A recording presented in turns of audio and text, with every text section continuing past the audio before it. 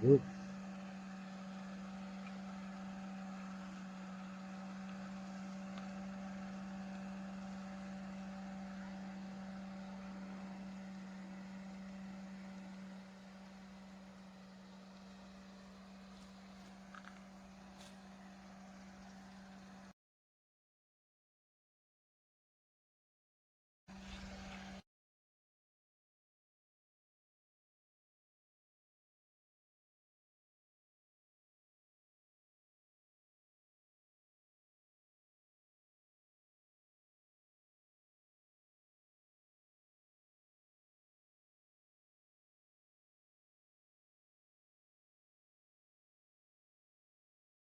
Hero mo dito.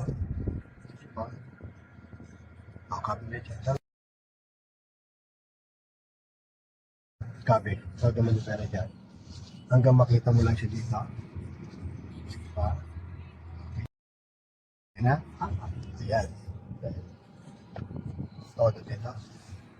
O sige, gumabi ka na. Basta lapitan mo lang yung kupit. Very good ba? Lapit mo pa. Kasi medyo malayo pa naman yung gulong. Okay, nasilip sa kabila. Diretso ka lang po. Pag safe naman at di na masasabit, tingin ka ulit dito. Tapos lang. Tapos ulit ka ulit dyan.